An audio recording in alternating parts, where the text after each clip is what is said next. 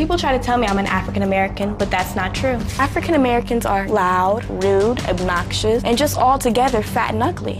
If you ask me, my 16-year-old daughter has a very out-of-control identity crisis. She truly believes she's white. When Treasure was 5 years old, I've noticed Treasure was having issues with her race. She wouldn't play with the black children. Treasure would mangle or destroy her black dolls. She would cut their heads off, pull off their arms. She would pretend that they were the white dolls' slaves. My mom bought me beautiful white dolls instead of buying me the ugly, big-lipped black dolls. I felt mortified. I was a single mom trying to support a family.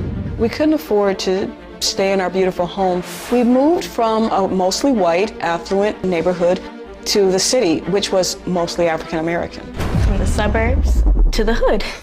I was not anything like other black people. They were all hood rats and they were all ghetto. They all act like monkeys. Her school was predominantly African American. She started to say very racist things in public. Like, I hate black people's hair, they're dirty. She would call them the N-word. It made me feel good to put down an African American person because it helps them stay in their place. All the African American kids that I was around were all ugly looking and losers. They're all gorillas. My daughter is a racist against her own race. What I find the most disturbing is my daughter is consumed with the Ku Klux Klan. It just shakes me to my core. Treasure, have you ever reached out to the KKK? I have their number on speed dial. Call KKK. They keep me current on updated events. I've had the KKK's number since I was in middle school. Greetings from the loyal white knights of the Ku Klux Klan. Another 8 chimp out, this time in Washington, D.C. 20-year-old silverback gorilla trespassing a parked bus, then struck it with her car. I identify with the Ku Klux Klan because the way they believe is just so smart. White is right. White power.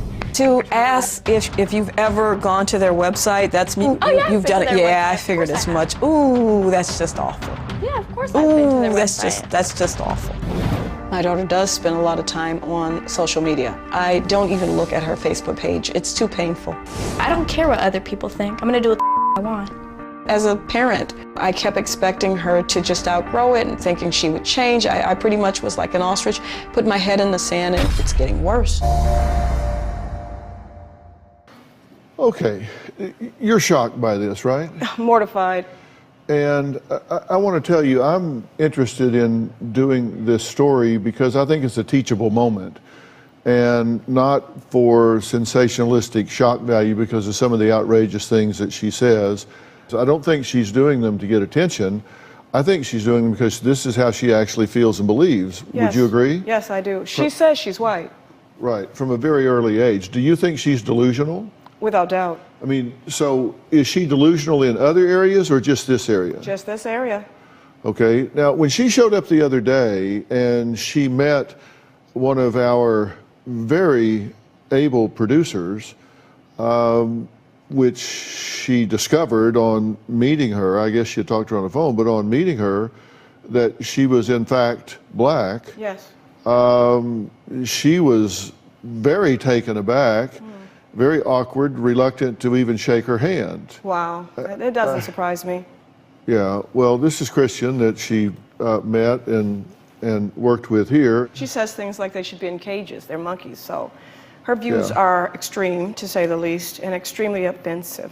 You have explained to Treasure in the past that she is not Caucasian. How does she respond when you tell her that? She flew into a rage and told me I'm white.